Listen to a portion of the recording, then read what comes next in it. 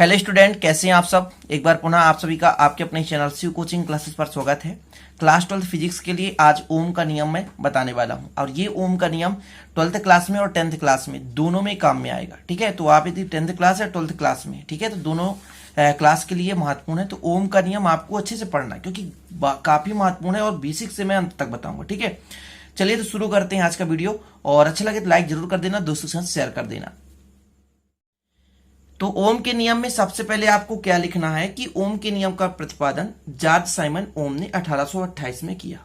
ठीक है, जर्मन वैज्ञानिक थे जॉर्ज साइमन ओम, तो इन्होंने 1828 में ओम के नियम का प्रतिपादन किया। ठीक है, आपको इस लाइन को लिखना है। ठीक है, जॉर्ज साइमन ओम ने इस नियम का प्रतिपादन किया। इसके बाद इन्होंने किस किस पे संबंध स्थापित किया, तो उन्होंने एक चालक तार लिया और उस पर विभवांतर लगाया, मतलब उस पर विभवांतर उत्पन्न किया और उसमें विभवांतर उत्पन्न करने के बाद उसमें धारा कितनी बहती है, इनके बीच उन्होंने संबंध स्थापित किया और एक नियम दिया जिसे हम ओम का नियम कहते हैं। एक चालक तार के सिरों के बीच उत्पन्न विभवांतर, मतलब कोई भी बाह्य माध्यम से कोई भी जैसे बैटरी या सेल का प्रयोग किया और उन चालक तार के बीच विभवांतर उत्पन्न किया, तो उसमें जो बहने वाली धारा है ना, तो वो सीधे विभवांतर के समानुपाती होती है, ये उन्होंने बताया और इनके बीच एक संबंध स्थापित किया जिसे हम ओम का नियम कहते हैं। अब यहां से यहां तक आप जो देख रहे हैं इसको लिखने की जरूरत नहीं है, लेकिन आप यदि लिखना चाहते तो लिख सकते हैं। सबसे पहला पॉइंट आपको यही लिखना है कि इस नियम का प्रतिपादन जॉर्ज साइमन ओम ने 1828 में किया। इसके बाद आपको एक परिपथ बताना है।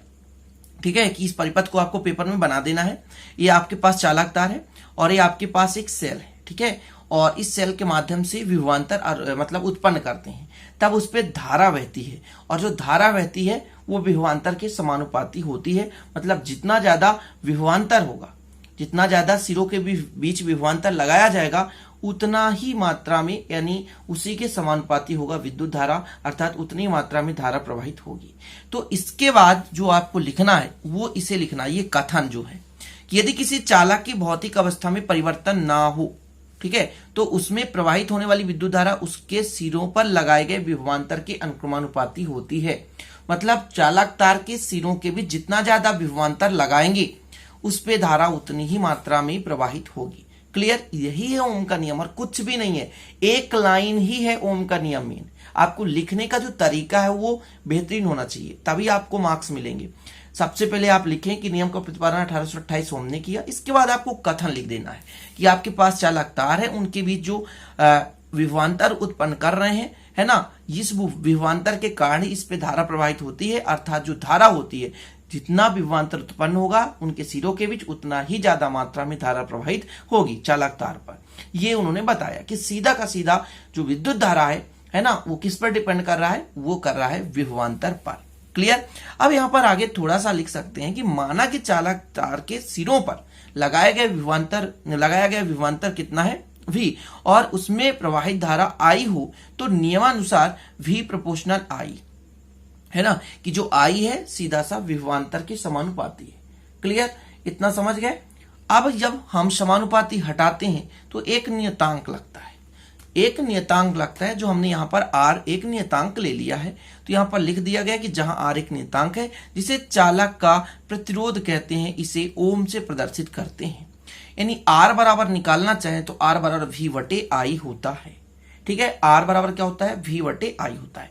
अब जी हाँ, आपके पास यदि आप 10th लेवल के पढ़ाई कर रहे हैं, यानी 10th क्लास में, तो बस आपको इतना ही लिखना है।